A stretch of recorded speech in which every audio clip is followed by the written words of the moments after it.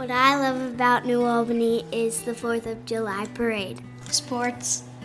Starbucks. My other home. Very supportive to my business, and I think businesses in the area kind of all look out for each other. Everything. Awesome. We're good to go. I'm ready to go. Yeah. So we can start whenever. Well, Joe, welcome to the podcast, man. Yeah, thanks for having me. I'm excited. No, I'm going to be honest. I'm a little bit nervous for this one. Why? Why are you nervous? It's an honor to have you in here. Yeah, appreciate it. No, I appreciate your time, and I know your time is valuable, and you're a busy guy. So thank you. Yeah. Truly thank you for That's coming great. in. We didn't really get a chance to tour Brick House Blue, but hopefully we got some time afterwards. It's a cool spot. Yeah, I got the feel of it. It's neat. It's I saw the sign sort of from outside maybe a couple months ago on the highway, and been to the Bridge Park version. There you go, which is awesome. I've got a friend who offices there, so it's cool to see him popping up. Yeah, it is. It's really neat. And it does it when you see the building from the highway, it just looks like another office building. Yeah, exactly. And then you come in and it's like you don't feel like you're in an office building. But hopefully I get to show you some of the space a little bit afterwards. So Joe, from Pelotonia. Yep. You are the current CEO, right? Current CEO. Yep. How's that going? It's good. It's good. I've been in the role almost 2 years now. I've been with the organization. June of 2026 will be 10 years. So, oh wow, I've been with the organization almost a decade, which has been really fun. I've been riding for 15 years, so longer than I've been working there. It's been quite the ride. That's awesome. So, how long have you been the CEO?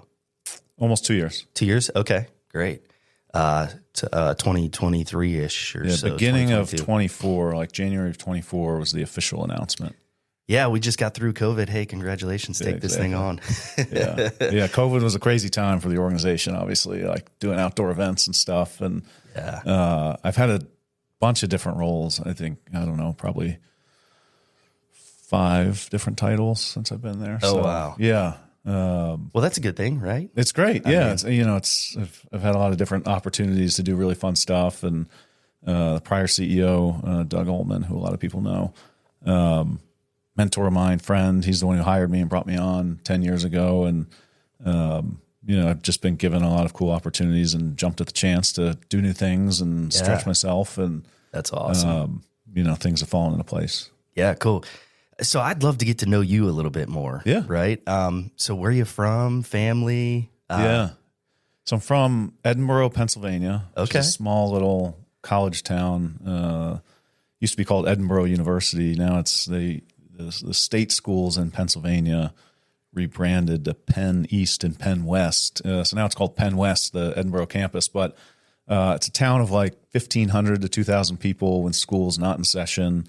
When the university comes, I don't know what enrollment is anymore, but it used to be 5,000 or 6,000, 7,000 people when students were there. But about 30 minutes south of Lake Erie, 15 minutes maybe from the Ohio border, so northwest Pennsylvania. Grew up in, it was one of those towns where everyone knew one another. You couldn't really do anything without getting in trouble. There's always a lot of watchful eyes, which was good. I was, I didn't get myself into too much trouble anyway. But did you ever go to Three by the River?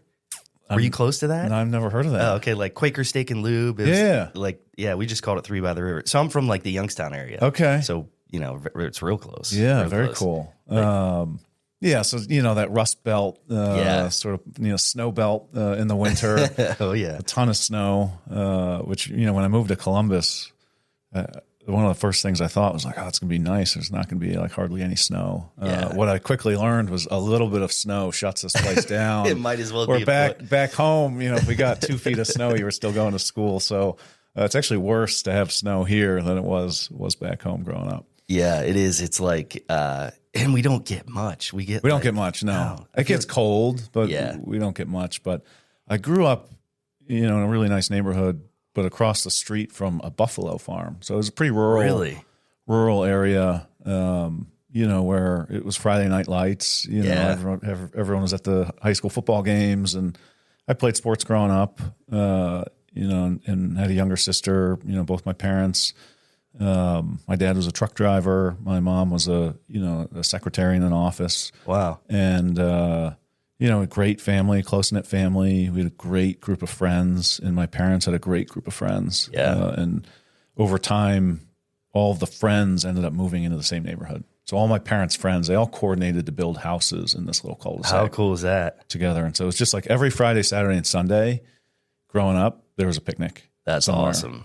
Kids running around playing, kick the can and, capture the flag and all that kind of stuff. So just a great environment to grow up in. Yeah, that's neat. I kind of a similar experience. Small town. And you just kind of know everybody around you. Everyone.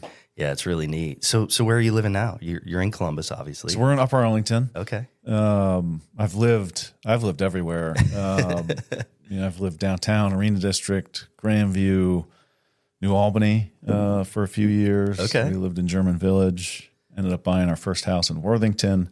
Now we live in our second home, which is in Upper Arlington. So great. We've been all over the place. Yeah. Upper Arlington's really nice. Yeah, it's good. We're like walkable to the football stadium. Oh, that's which cool. I really like. Yeah. Every neighborhood's got their own sort of unique pieces about it, and it's a good spot for us. Yeah, the stadium's really cool. I was there this past Saturday. Okay. I coach freshman football. Oh, nice. We got our butts kicked. Nice. Yeah, There you go. By the Golden Bears. There you go.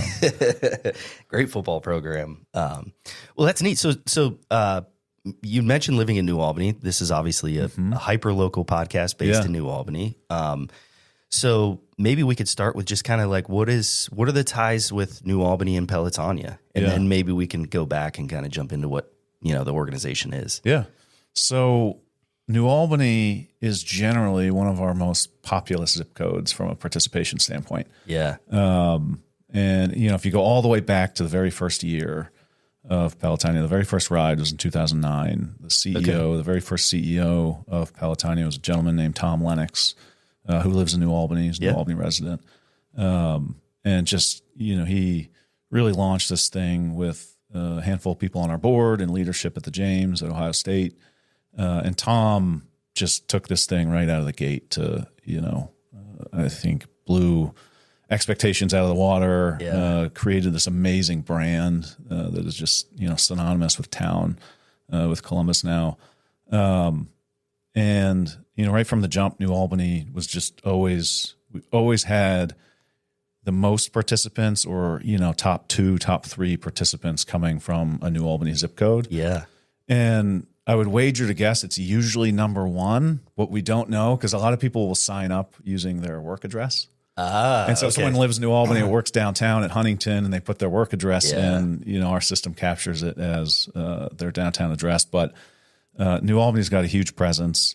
We, the first 3 years, the ride went from, campus at Ohio State down to Athens, where Ohio University is. But then in 2012, we switched to go to Kenyon University for the long route from downtown. And when we did that, New Albany came into the mix from a finish line standpoint. Yeah. And so we've had these finish lines or, finish lines and riding through New Albany for the longer distances every year since. And it's been amazing. The people, the city government and officials and city council, everyone's just so great to work with. Yeah. So supportive. You see signs all around, people decorate. It's, to be welcomed into a community with open arms like this, I think makes things so much easier for us. Yeah. Logistically, it's, people ask me all the time, what's it like, trying to organize 200 miles of routes and, an event for what ends up being 15 to 20,000 people over the weekend. You have all these different sites.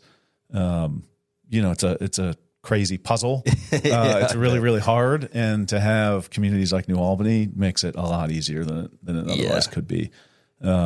But a really fun stat is, we've raised, $320+ million. Wow. Over time. And New Albany has driven, the most fundraising. Yeah. Right. So New Albany riders and volunteers and participants have raised, at least $10 million of that money. But if you really look at sort of the network effect, of course, it's considerably more. And I don't think Pelotonia would be what it is without New Albany. Well, yeah, that's cool. And Yeah, it makes you feel good, right, to live in a community like that. So that is really cool. It's funny because I've known of Pelotonia forever, and if you're new to New Albany and you see it, it honestly almost feels like a New Albany event. Yeah, right. It's you got barns painted, on 161, and you see arrows and stuff, and it does. It's got a good vibe. It's wild to hear over $300 million. Yeah, that's awesome. Well, let's jump into like the most important part of all this is those funds and what they do, right? Yeah, I think a little background on Pelotonia. I think one of the key decisions that was made up front was that the organization would be structured in a way, it was really unique at the time, where there'd be a handful of companies or foundations that would underwrite the costs of the employees, the cost of the event, the cost of the police and the food and the marketing and all this stuff, so that 100% of every dollar the community was out raising would go to cancer research at the James. And what that did was make it a lot easier for people to ask their friends and family for money, just knowing that 100% of their money was just getting passed right to cancer research, and that, the Huntington Banks of the world and L Brands and AEP and Cardinal Health and Safe Flight and a couple other organizations were funding the operations, and so it's completely separate. Yeah. It was funny actually years later, after riding for a few years and then joining the organization, realizing like it's all separate bank accounts. Like it is just so clean and separate, and it makes things really easy from a fundraising standpoint. And so, this idea that you could drive all this money to cancer research at a time when, in the 2000s, there's a lot of federal cuts, not as significant as happening right now, but there's been a decline in medical research funding from the government for a really long time. And that's coupled with it's gotten more and more expensive, right? Yeah. The talent in the talent pool is more expensive. The technology to do this research is more expensive. Rent is more expensive, right? Everything's just more expensive in the space of research. And so you've got costs going up and funding going down, and it presented a real challenge. And philanthropy is what has really been able to fill that gap, not just locally, but nationally too. Yeah. And so communities that have done a really good job have been really able to rally their community in a kind of decentralized way where, there's still a lot of communities where one or two, billionaires drives the community in whole. Columbus is not like that, right? Columbus is very, very philanthropic. If you go around to a lot of the other different nonprofit organizations, thousands of donors and, $50 and $100 donations really make a big impact when you're getting tens of thousands of them. And that's what's happening with Pelotonia. And when you have fundraising at that scale, you can do a lot of really big things. And so Pelotonia has funded everything from clinical trials for drugs that are now on the market. Wow. And drugs that are keeping people in remission of cancer that 10 years prior, people probably would have been sent home and to put their affairs in order. Yeah. Right. Now you have people taking a pill every day and living a completely normal life, and Pelotonia was the funding that got that over the hump. Wow. Different technologies where, there's technologies that are helping make surgery safer or allowing surgeons to get better margins. Yeah. Things around mental health, things, sort of mental health around, like you go through a cancer diagnosis. I had a cancer diagnosis myself almost 20 years ago, and there's sort of three parts, right? There's the life before cancer, life during cancer, and life after cancer. And historically, the medical system has focused on the during cancer part. Yeah. And absolutely. then you're sent out of the hospital, you ring the bell, and you got to go try to live the rest of your life. And what people don't realize is you carry that with you every day.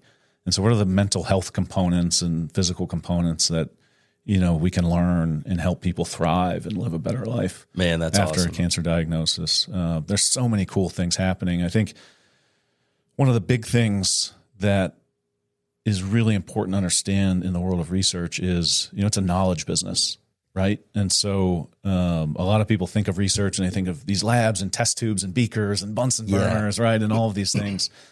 Research is really a people business, and more it's being driven from a computer. Right. And so you've got data analytics and computer engineering. And so, people with these talents, you're competing against, the Facebooks and the Amazons and the Googles for that same talent, right, of people that might be really good at AI or computer science and data analytics. And you've got to pay these people really well, right? And so that's like a dynamic that's happening is how do you keep the best and brightest and smartest people in this field? Because you don't need them going to create another MySpace. Yeah. Right? Yeah. Like, the world doesn't need another Instagram. No, it right? does But not. the world needs, more drugs and more prevention protocols and things. And so how do you keep these people in this field? And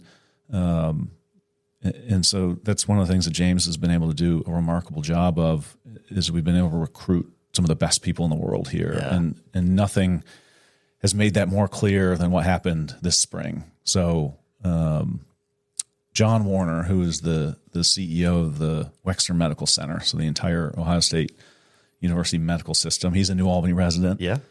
He's a great guy. He, was really charged when he joined the organization 3 years ago, go find the next great leader of the James Cancer Hospital. And we got her.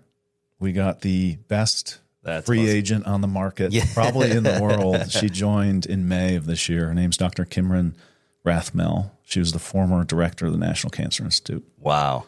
And so it's like getting LeBron James in his prime, right? Absolutely. Like it's, Tom Brady, whatever sports analogy you want. And she came here because the breadth of talent is so broad and so deep. Yeah. And the opportunity here is so big to have an impact, not just on Columbus, not just on Ohio, but on the whole country. But when she got to visit every community, right, in the country and see everything going on around the country and around the world from a cancer standpoint. And, a lot of places are doing things really, really well. We are lucky to live in a country with just top-notch healthcare, top-notch research. What every community does not have is a community. Yeah. Right. And so there's a lot of cities that are just that. They're cities. They don't have a community. Yep. Columbus has a community. And that was one of the things that really drew her. Wow. And was right. You land at the airport and you see signs for the cancer center, signs for Pelotonia. You drive through neighborhoods and you see cars with magnets on them and yard signs. And if you're a researcher, yeah, that gets you excited. It gets you excited. Your career is built on failure, right? So I mean, any scientific field is built on failure. It is, you're doing experiments and you fail and you fail and you fail and you fail until you don't. Yeah. Yeah. Right. And it's the persistence to keep going that really drives you. Except just think about how demotivating that's got to be. I know. Every day, fail. Oh, just dead end, dead end, dead end. But to go home at night and know that your neighbor has a yard sign in their yard because they're riding in August and raising money to help you do your work. It's a pretty magical thing. Yeah, that's incredible. It's interesting because, like, of course, the average person like me, I don't think about things like that, like the talent pool, right? And I would imagine that it's like, going out and living in California and working for Facebook is a little sexier than doing cancer research. Yeah, which I've never thought of it in that way. Yeah. So that's super interesting. Well, it's good to know, and it's good to know it's in our backyard. It's cool, really cool. It's amazing.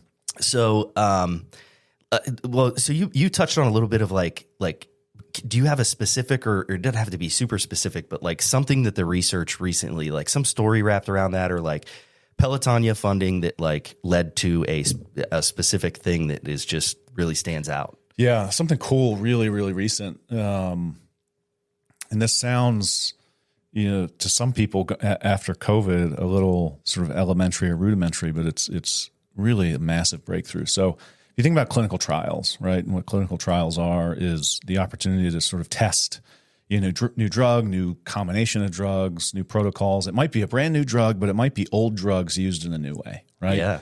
And, there's a very rigorous process that the FDA, says you have to go through to, test these and ultimately bring them to market. Historically, what's happened in clinical trials, and there's thousands and tens of thousands of clinical trials going on, not just in cancer, but in all types of diseases throughout our country. And the James actually has one of the biggest clinical trial centers. I think there's 1,500 or 2,000 clinical trials at any given time open. And you have to enroll patients in these. And you got to enroll a certain amount of patients to get a trial going, and it can take years. Yeah. And one of the real problems with clinical trials is you need to be here to do the clinical trial. And so now to enroll 75 people, you might not have 75 people at the hospital today that could be in that clinical trial. So it takes a long time to actually enroll and fill a clinical trial. There's a researcher, a Pelotonia-funded researcher named Samik Roy Chowdhury, who had this idea coming out of COVID that we did so many amazing things through telehealth. Why couldn't we do a clinical trial through telehealth? Oh. And so he had this idea for a pancreatic cancer telehealth clinical trial, and using existing drugs in a new combination in pill form that could be sent to a patient that lives anywhere. They could be seen by their local doctor in collaboration with him, right? Yeah. And to do the blood draws, and so they don't actually need to come to the awesome. James. They could be in Minnesota or California or Nevada. And what the breakthrough really was not the clinical trial itself. It was the format and the structure of it. So this is the first telehealth clinical trial that's been approved and active in the country. How cool is that? Right now. And he's going around to different conferences and speaking, and people's minds are blown that he basically just had the persistence with the FDA to continue coming back to the drawing board and figuring out how this was going to work. Yeah. And so, I hope his trial and sort of the pancreatic cancer trial is massively successful. But what this really does is just open up this entire pipeline and opportunity for clinical trials for all different types of cancer centers to go out and do telehealth medicine clinical trials. And so you can enroll patients faster. Something that might have taken 4 years to do a trial might take less than a year because you can get all the patients quicker and you can get them on the drugs. And so that is a really good example of a traditional funder. The government or, some sort of traditional foundations aren't going to fund that. They would look at that and say, well, that's not how things are done. Clinical trials don't work that way. We're not going to take that risk. Pelotonia and the James having Pelotonia money had the flexibility to say, go try this, because if it works, this could be a game changer. Yeah, absolutely. And so that's ongoing now. It's an active clinical trial. And I'm really excited to see, there's a lot of people right now at the James that have their ideas for, that format could be perfect for this or that. And so I think that's going to really be something that's really big and really impactful. Not to just people here, but to people everywhere. Around the country, around the globe. Any clinical trials, it's really cool. That is really interesting. COVID did do some good. Oh man. So, all right. So that's the research side of it, the funding side of it. The ride itself. So, I didn't get on. Maybe I'll back up a little bit. So it's Brandon on your team who I met. Through Irene Adams. Oh yeah, he's a hoot, isn't he? Oh man. Irene's like, you got to have him on. You got to have him on. So I was like, hey, Brandon, will you do it? And Irene's like, I don't know if you can match his energy. And I'm like, absolutely not. No, not a chance. Yeah, don't even try to run that race. No. So that's kind of what led me to you and Irene. Bring the lower energy guy on. Yeah. So something I could keep up the pace with. But yeah, so Irene, who I love, and like just what she does is incredible. And so I've heard lots of her stories, and just so many. I've got a close friend and a classmate from Otterbein that had his battle with cancer, and like, so just tell me a little bit about the ride itself, how people volunteer, maybe any like neat stories you have. Yeah. So this was year 17 for the ride. So we now have two sort of rides. So we have Ride Weekend, which is our big sort of traditional on the roads ride. And now we have Gravel Day, which will be in its third year, which is October 4th this year. It's more off-road, trail, but much more rugged, much more adventurous. Most people, when they think of Pelotonia, they think of Ride Weekend. So we had 7,500 people out there riding. We had 3,000 people volunteering, and then tens of thousands of spectators. And what it typically looks like is on a Friday night, we have opening ceremony.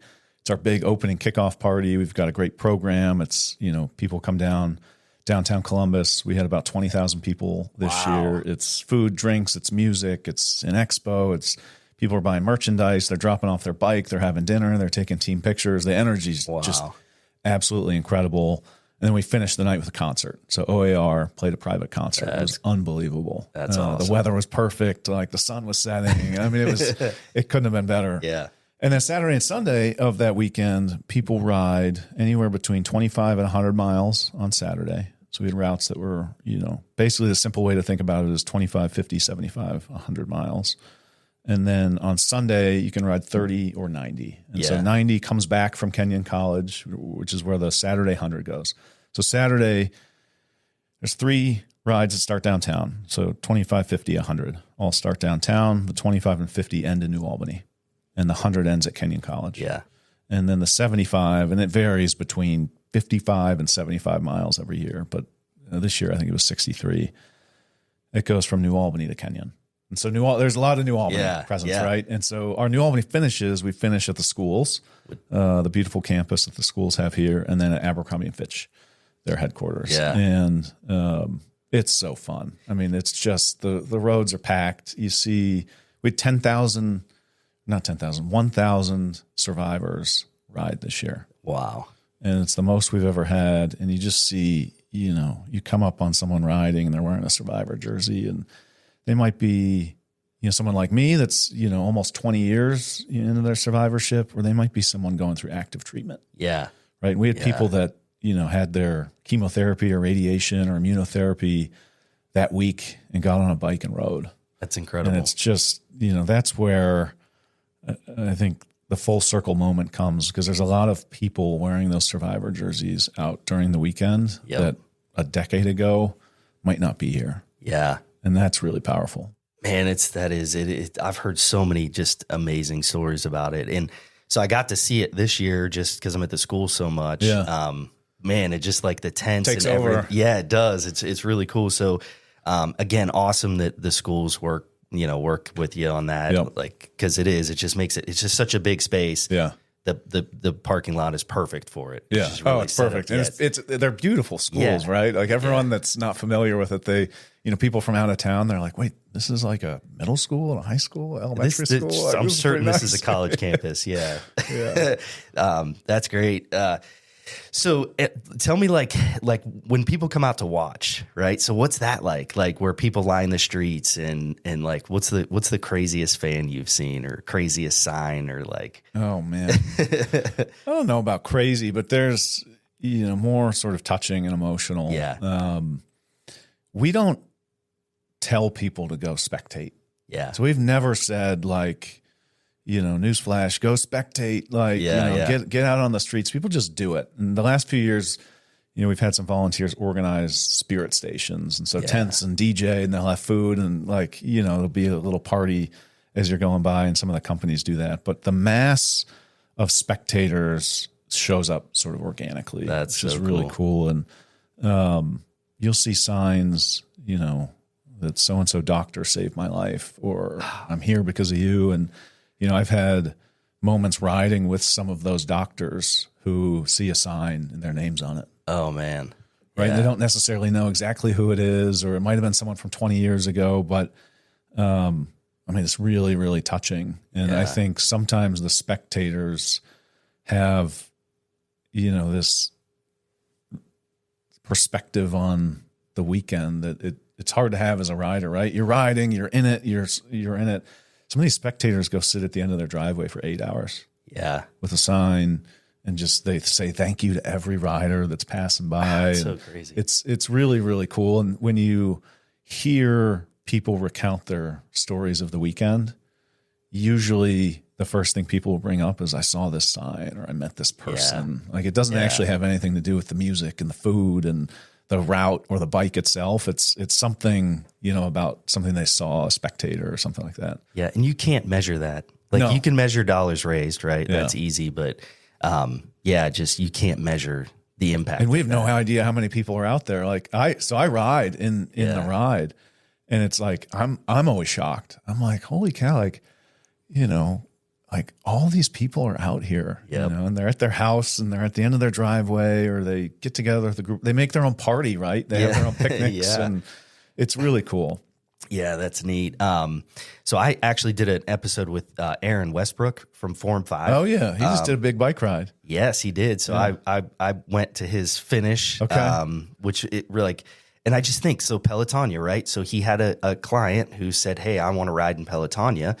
And then like now that's turned into, he's developed a product. They're going to help who knows how many more people be able to ride a bike, right? Which in the end, like contribute to Pelotonia. So just talking about like how immeasurable it is. Yep. I mean, that's what kind of sparked that idea for him, right? Yeah. And it's going to turn. And he's such a passionate young guy. Oh man, he's and, awesome. I mean, you talk about persistence, right? Like, yeah, he's a great guy. So yeah, I saw on social media he had just finished his ride, and it's just super cool. So yeah, it was really neat. I got to see the the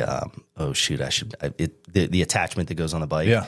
And man, it's just really neat. It's just like to go from using a 3D printer at New Albany to where he is now it was really cool. It was great to see him finish the race, and it was a great turnout, and he's working towards his goal to take this thing to market and get it in, so really, really cool. Well, I know you've got a tight schedule. So I just want to kind of finish up with like your personal experience with cancer and kind of like how that led to where you are at Pelotonia. Yeah. So I went to Penn State, which is not always the most popular thing to say around here. But I grew up in this small town in Pennsylvania. Penn State's the only school I applied to. I grew up watching football Saturdays and Joe Paterno, and my mom went to Penn State.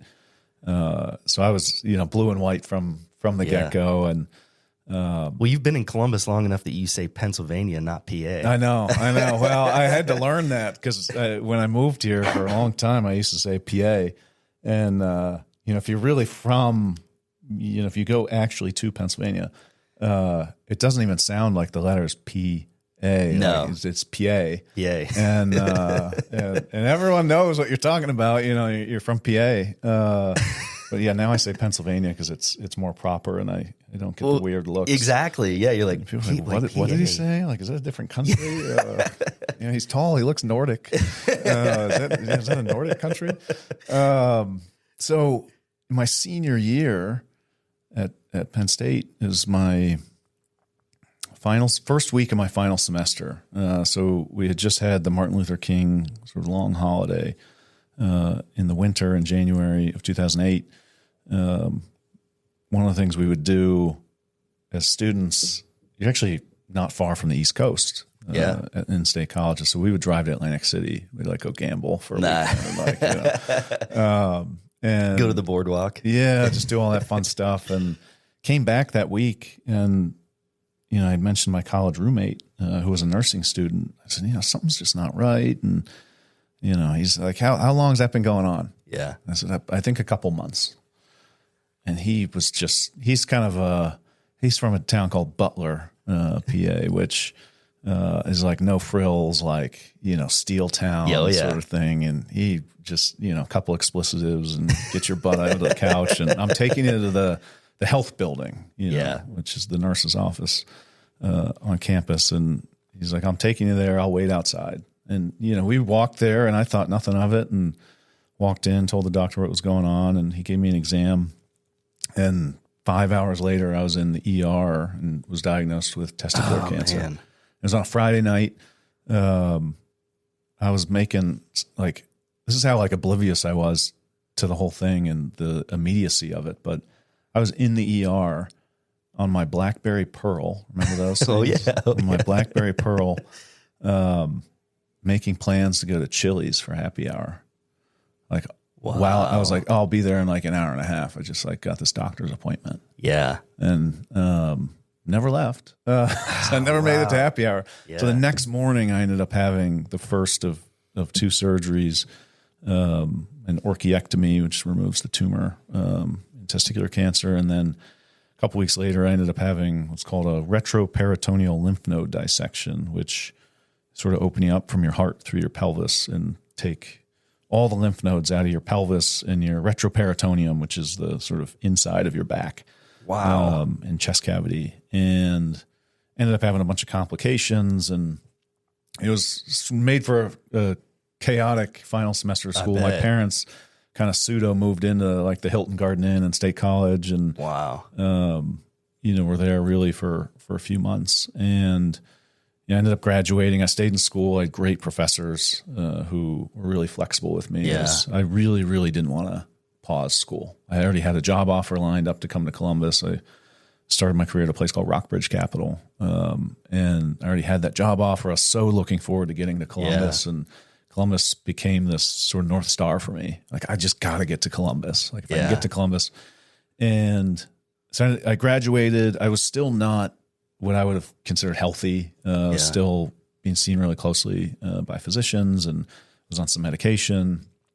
And I moved down here, and most people don't realize, you take it for granted when you live in Columbus, that Ohio State has this amazing hospital and hospital system, and it's right on campus.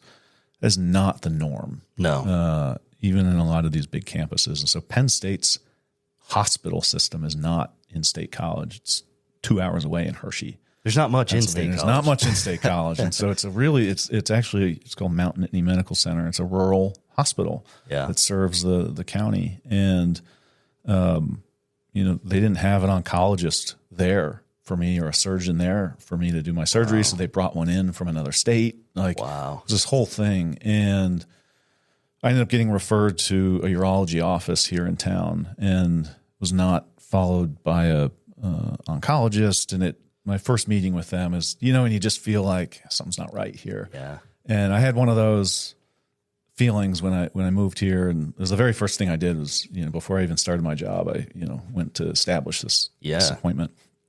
Well, 2 weeks later, Livestrong, which was in its heyday, was having a presidential summit here, because 2008 was a campaign year, and Livestrong got all the presidential candidates, to wear Livestrong bracelets. Nice. So that when they would raise their arms and wave in pictures, you'd see the bracelet, and it was amazing. Yellow, right? It was yellow wristband. So in 3 cities around the country, they did these summits. Columbus happened to be one of them, and it was hosted on Ohio State's campus at Marchand Auditorium.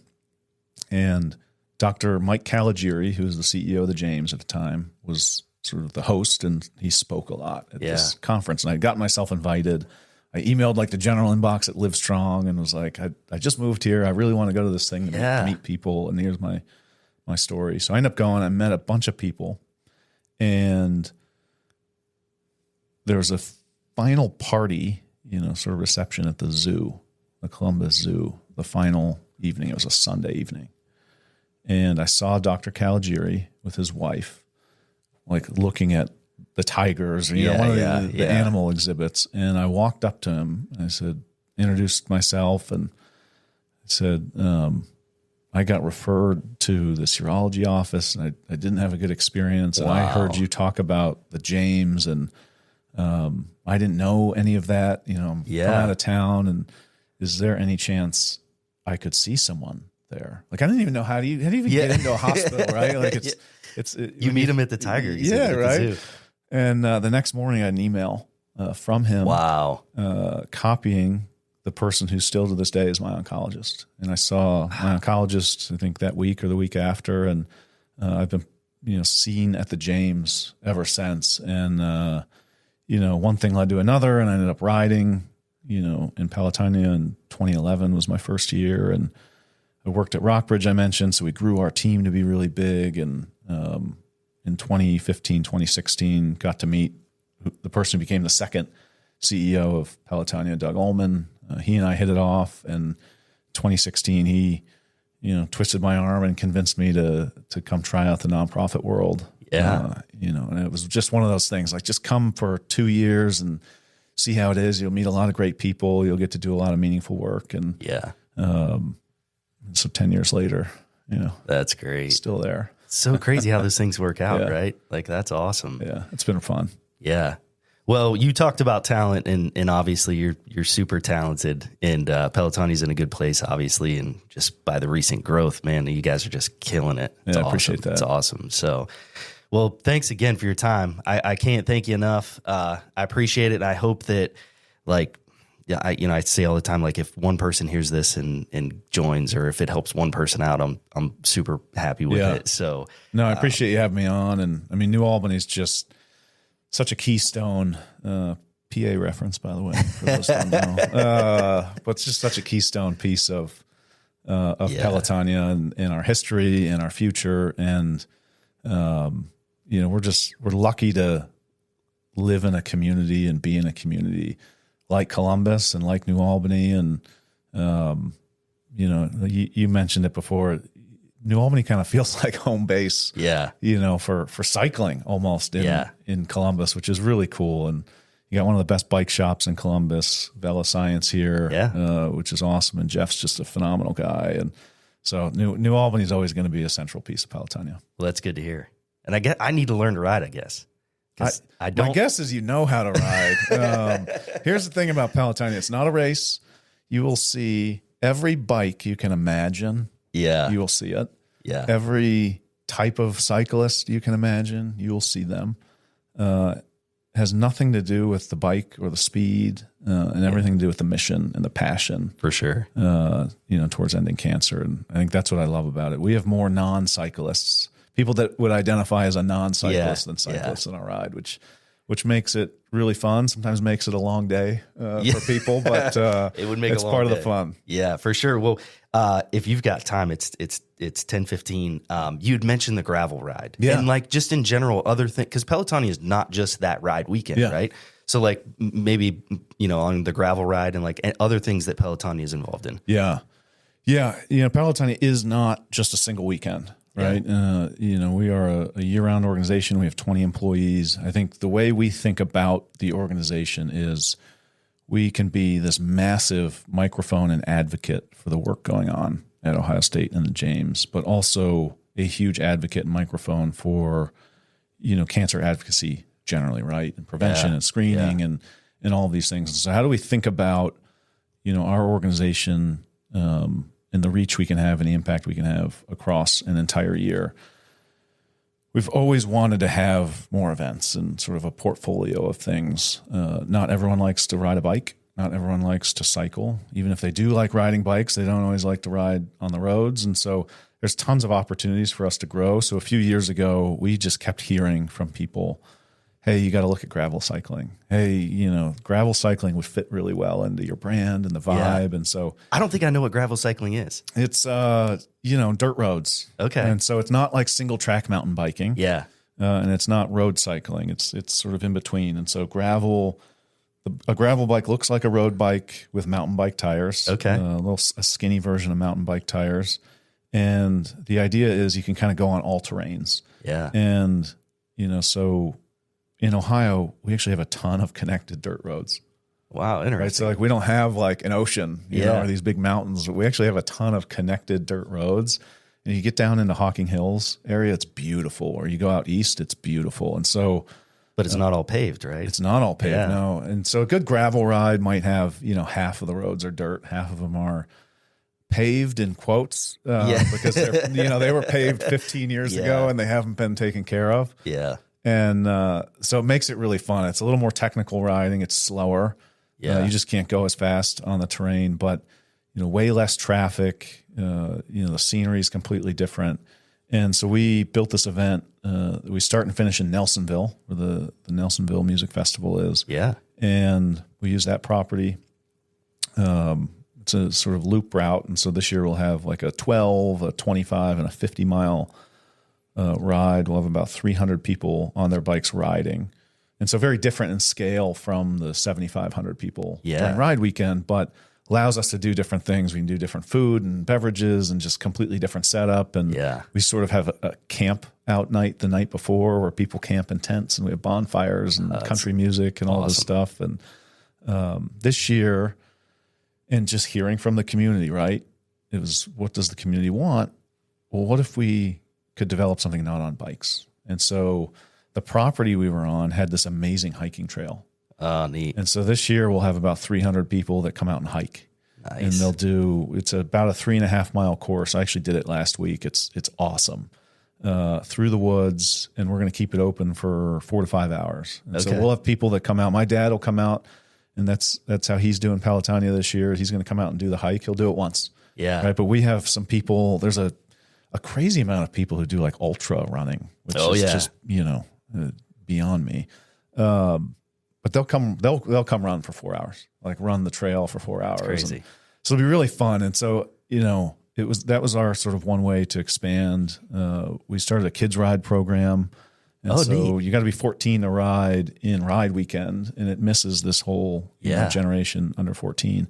And so we're really inspired by a couple very organic kids rides that had been happening in Bexley, in Upper Arlington, in Granville over the years, and decided to really package them and put a program together. So we had 12 kids rides all throughout different communities this year. Yeah. And that partnership specifically raises money.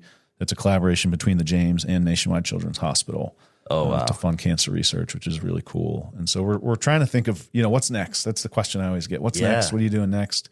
We have done things so well over the years that people are like, oh, it's, shiny penny syndrome. What's like the new thing? Yeah. And if I go on the news, that's like the first question they always ask, what's the new thing this year? And you're like, have I not done enough? No.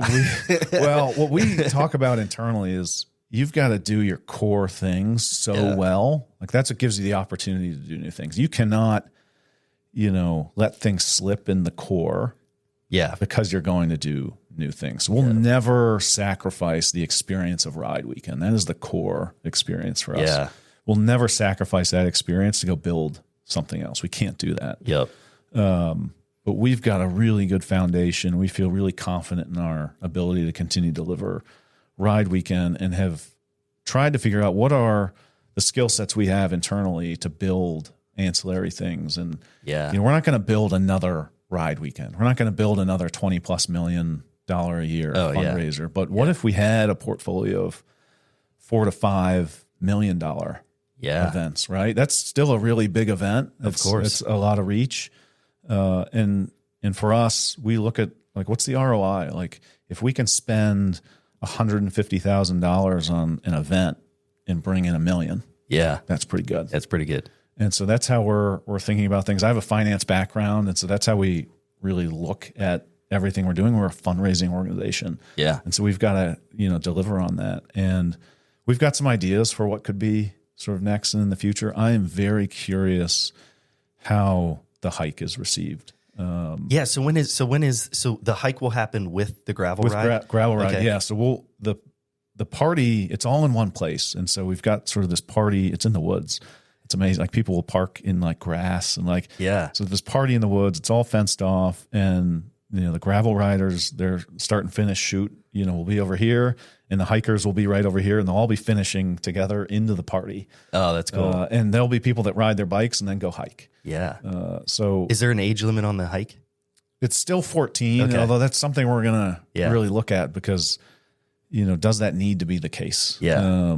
I think is the question we're asking ourselves. And, we're always balancing impatience. Like we want to do all the things now and fix all things now with, you got to be really reasonable and thoughtful and have a lot of focus. Yeah. And I will lose a kid in the woods, so it's probably a good idea. It's you wouldn't. I thought the same thing, but it's a good path. But for us, like, you can't have a really high performing, efficient organization without a lot of focus and saying no to things. And, of course, and being really dialed in. And so that's our constant sort of push pull, which is we always want to go explore all these new things, but you got to be really dialed in. And you got to continue being really great at the things you need to be really great at. Yep. And, there's moments during the year where we put our heads down and we say no to a lot of stuff. And, I do it too. I say no to a lot of meetings, and the core has just got to be so great. And that is what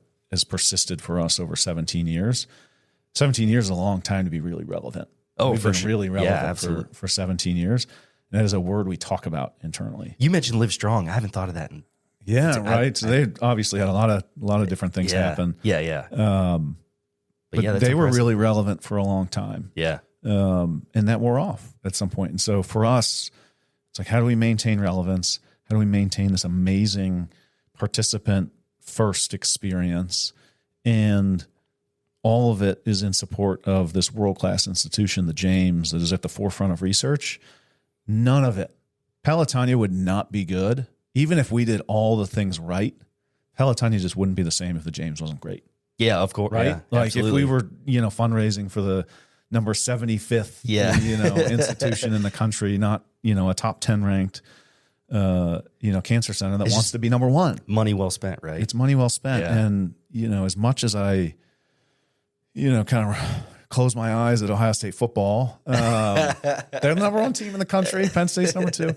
But Ohio State's number 1 football team in the country, and it's probably the second best thing they have at the university. Yeah. Because the cancer center is just absolutely incredible, and the entire medical system, really. And to have leaders at that institution, John Warner, Kim Rathmel, who want to be number 1, and they don't want to be number 1 to beat everyone else. They want to be number 1 to lead everyone. Yeah, exactly. And to bring everyone else along with them. And that is, to me, like what gets me up every day. Like to know that we're supporting those leaders and those people at that institution is what gets me up and what keeps me motivated and excited. And I'm more excited now than I have been in 10 years. Wow.